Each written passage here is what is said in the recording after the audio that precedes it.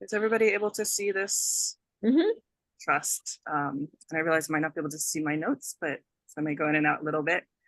So I'm giving you a community land trust overview. A lot of you may have heard some bits about a community land trust in the past or through meetings here, CHJC. We have some of the tenets of a community land trust. It's community owned, stewarded, governs, and occupied. And there are many forms that a community land trust can hold. And just sort of a qualifier for this whole presentation, I'm not including all of the ways that community land trusts can be set up and run and the motivations and all of that. There are many forms it can take, but I'm giving some examples so that as we are thinking about what we do here locally, we have some sense of kind of the variety of land trusts. So land trusts can be farms, conservation, business, open space, community space, or mixed use. We're going to focus on housing because that's our affordable housing. It's our focus right now. But even within affordable housing land trusts, we have a variety of what that looks like. They can be mobile home parks, a focus on older adult housing, communities, rentals, ownership, and cooperatives. And we'll get into some of that a little bit more in the presentation. In addition, there's a lot of motivations for starting a land trust. The original land trusts here in the United States, or what is typically seen as the foundation of the current models, dates back to 1969 and the civil rights movement, and focus on farmlands and the housing on the farmlands for Black communities who were previously not able to access land and farmlands. So some of the motivations that we see today are land back movements, indigenous land back movements, reparations for Black communities, a push against gentrification, tenant organizing and tenant rights to stay in housing and not be displaced, immigrant access, particularly for those who are legally not able to attain access to homeownership and home services. They can be used as an LGBTQ plus sanctuary, and older adults are finding community land trusts to be helpful in attaining both control and affordability in their communities. Now there's a lot of information on here. This will be shared later on, but the primary difference, one of the primary differences in a community land trust is that it splits property rights. So instead of a person owning the land and the structures that are on the lands, you have a split in land and structural improvements, such as the housing or farmlands, whatever is happening on the lands. So the CLT essentially owns the lands, and then they can lease it to an owner. They lease it to somebody long-term, and the homeowner typically is provided exclusive land rights for use. So they don't have to, they don't have to allow the whole community to come in their backyard or in their homes. And this is often done with a 99-year lease that is renewed at the end of that time. The land could be leased to a third party, and this is used often as a strategy to build affordable housing. So to develop either housing for ownership or rentals. Sometimes that third party will go on to continue to manage the property, and other times it's just a short-term lease that comes back to the community land trust, and then it's dispersed either privately or continue to be held by the land trust. The land appreciation value is kind of one of the big aspects of a community land trust. It's held primarily by the community through the community land trust, but it can also be split with the homeowner, and that is determined by the land trust, by the ground lease, and a formula that is predetermined before somebody leases the lands. The structural improvements, the houses and whatnot, are privately owned, either individually, or they can be through a cooperative, or they might continue to be owned by the CLT. If it's owned privately, either with a cooperative or an individual, the structural deed will stipulate what a resale formula is so that it remains affordable.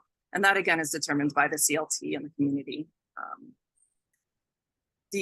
Any investments that are made on the property are typically kept by the owner. So in terms of if you remodel a house, if you build a second structure, that is not part of the CLT. The CLT holds the lands, but the structures, any improvements and the finances that go into that will be returned to an owner if they vacate or sell.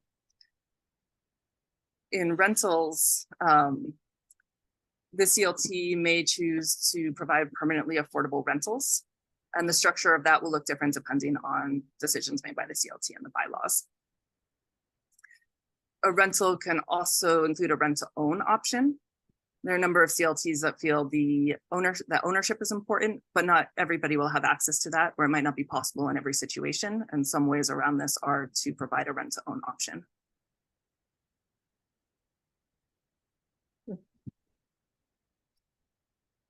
An important aspect of the community land trust is the sustainability and accessibility in perpetuity, just meaning forever.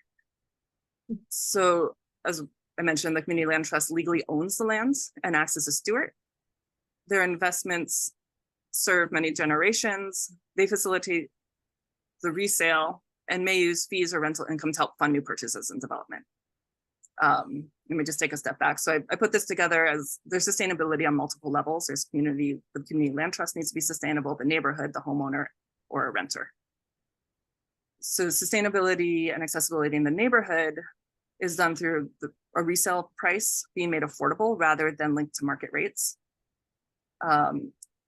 And that means the community can stay together and all of the benefits that go along with that. Less isolation, families being able to support each other, community supporting each other.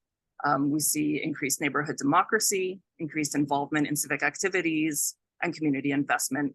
And that can include environmental considerations, political, social, cultural institutions.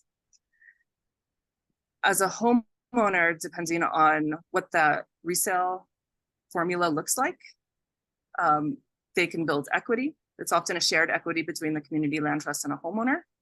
It increases financial security by increasing the potential to save and improve credit. Land trusts are shown to have lower foreclosure rates than folks who purchase on the market. And so all of those things improve homeowner stability. For renters, it might be a little bit different, and it really depends on what the affordable housing land trust looks like. It, again, increases financial security and the potential to save and improve credit. And if there are rent-to-own options, that further increases some stability. And again, there's a lot more than I'm presenting here. There are different ways that a land trust will acquire property, and that depends partly what the local market looks like, how much funds a land trust has. I know here in Cambridge, there's less property available, less lots available. It's pretty developed. So the acquisitions can come in a form of a property donation, a sale at or below market rate. A lot could be purchased with or without the development on it. And if there's no development, a land trust will often either develop themselves or go through that third party. They may acquire through foreclosures, although not in a predatory way, helping a homeowner stay in the home, even if a foreclosure is imminent. They can take over underused city-owned properties. That often depends on the city's buy-in and the city's kind of alliance with or without the community land trusts, and through tenant organizing. Funding can also come from a number of different ways. Some ways we see it as government, foundations, individuals, hospitals. A number of hospitals in the area have recently determined that housing is a public health issue and therefore use their funds for housing. And so that's a place that some community land trusts are currently getting funds, which I find interesting and exciting. And there's rental income from the properties. And it's not to make a profit, but to keep this housing affordable and to continue to acquire. Governance is an important consideration in the community land trusts. And will often be determined by the bylaws and agreements made as the land trust is being developed. So that will be an important consideration here locally as we do this. It is a legal agreement, but it's determined by the CLT board and in conjunction with the community. It has to be consistent with nonprofit law, but it can determine like how flexible or not flexible certain bylaws are. We can write that into a bylaw. We're thinking about the purpose of the community land trust will help determine kind of both what the bylaws look like, the membership, and the board. So that will also be an important consideration for us, thinking about our motivation, who are we serving, what are we trying to attain long-term, what is our sustainability goal, and what income levels we would want to include in the housing. So to do that, we would be setting up a board and thinking about what the election structure looks like, who is electing, how board members are elected, how they're let go, what rules they need to follow, what the term limits are, what their restrictions are. And then there's membership. And that often at least includes anybody who's living on community land trust property, the surrounding community. And some considerations there are whether there are residency considerations, whether you have to be a resident of the local geographic area, whether we're thinking about political geographic areas or historical indigenous geographic areas. And then membership also determines the voting power. And so how many board members are elected through the members? Are there different blocks within membership? And we'll see some of those examples in land trusts around here. So there are a number of community land trusts. I'm not going to go into a lot of specifics for each one, but kind of highlight some different ways that community land trusts are operating. We'll be talking about three here in the Boston area, including Worcester.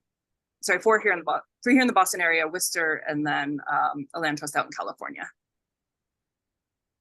So Dudley Neighbors Incorporated is the oldest land trust here in Boston, and they grew out of a community activism and a desire to stop illegal trash dumping that was happening in the neighborhood, to take over unused lots. At that time, there was a lot of burning of buildings because it brought landowners more money than maintaining the building.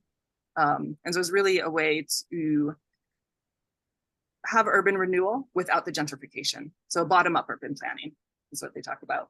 Instead of having the city come in and decide what will happen in the neighborhood, there's community control over what it looks like. And so in the beginning, they legally were given eminent domain of 1,300 abandoned parcels and city funds from the city.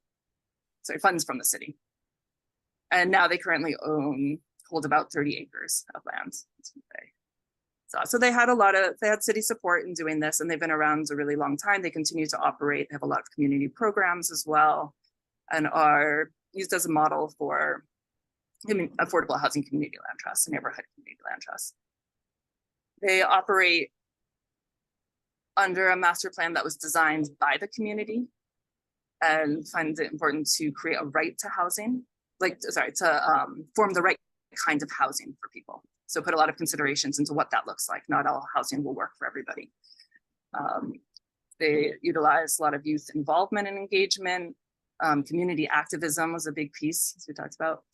And they have a community majority on the board. And when they started out, using their words, they had equal seats for each ethnic group to have voting power and make decisions. So that was an important aspect of when they started.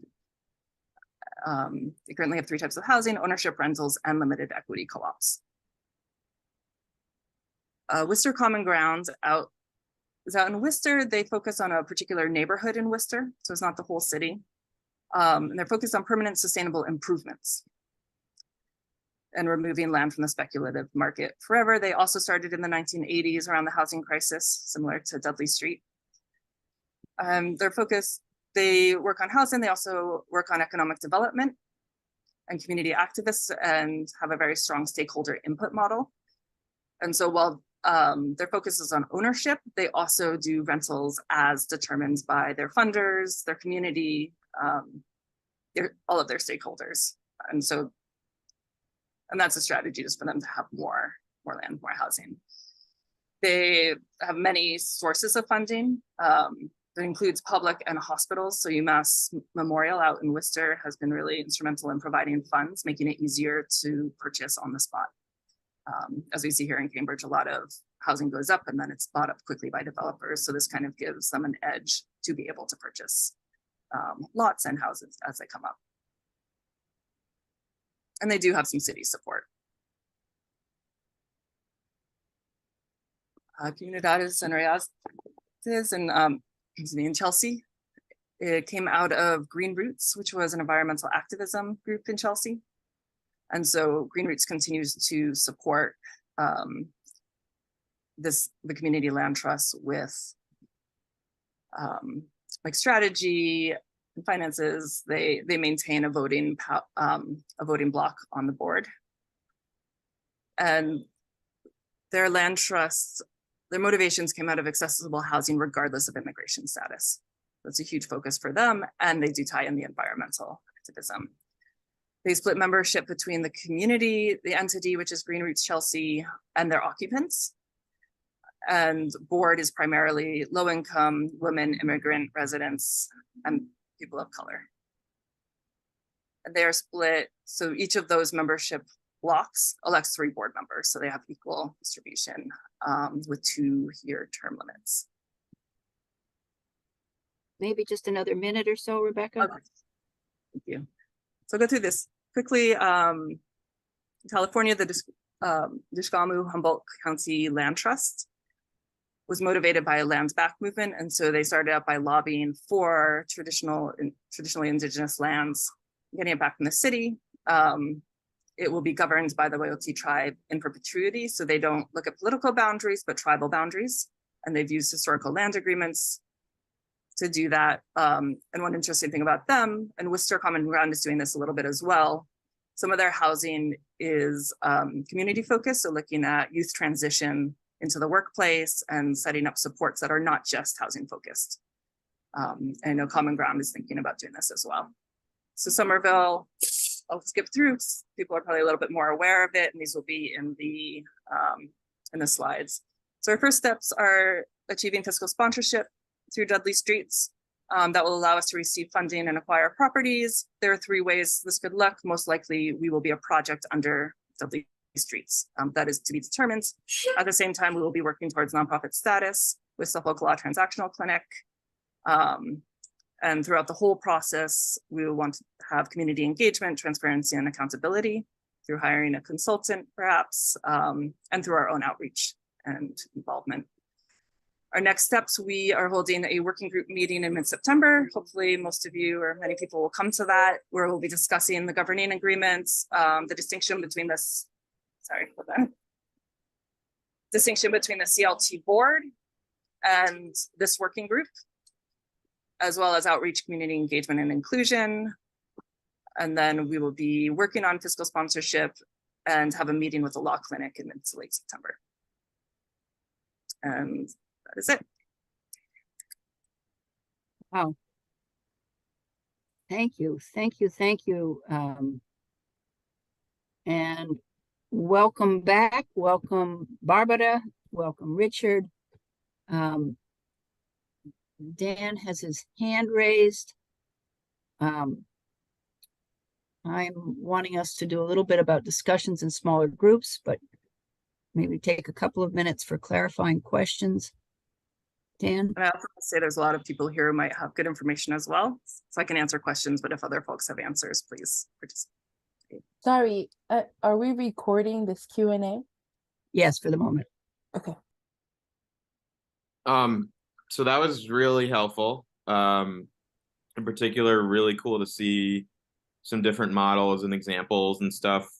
The first part about all the choices, my initial reaction to that was like, we could spend 2 years debating those decisions.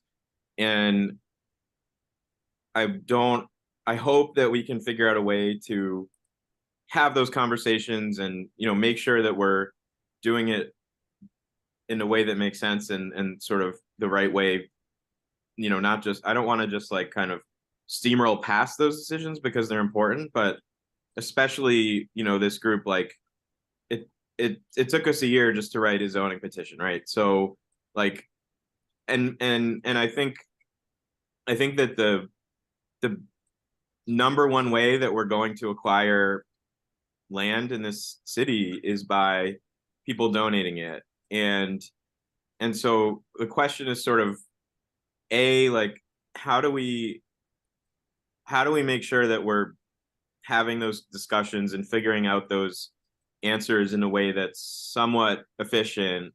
And then B, related to that is there a way to sort of get to the point where there's a pathway to donate your property, or to will your property, or to commit to giving your property before all of those details are ironed out? Rebecca, do you want me to speak to that? Sure, if you have something you'd like to say. Well, because as you know, Dan, we've been in this process where we talk ourselves in circles about the CLT for like, what, has it been 3-4 years now? And so I made an executive decision as the bottom liner of the CLT working group that I was going to seek fiscal sponsorship for the CLT, right? And I approached DSNI and the Suffolk Law Clinic. Those were my decisions. And I made that decision on the basis of knowing that as long as we had a CLT as a program that currently exists, that we would be able to take advantage of acquiring properties right away while we're hashing out the wider plan for how the long-term CLT that has its own 501c3 would operate. So that's what I wanted. That was my vision for the timeline of how things can operate. And I know that this group takes a really long time to do things. And so it was really important that we had some connection to an established organization that could acquire those properties with existing guidelines and protocols on our behalf. And so we would be following their protocols. And then once we transfer the property ownership, then it would go to whatever our guidelines are after that. But the whole plan was that we would be able to acquire properties as soon as possible. Sorry. Richard? Thank you. Thank you for those executive decisions and that flurry of activity. It really bumps things along. And kudos on that presentation, Rebecca. That was very comprehensive and demonstrates how advanced the work has become. What could you, I think you gave it to me before, but when is the next meeting of the Land Trust Group? So we haven't determined it yet. Hoping more people would weigh in on what meeting date works for them. All right, well, I hope to attend. Yeah, and if we don't get Okay. a lot more weigh in, I'll just make a decision based on. Very good.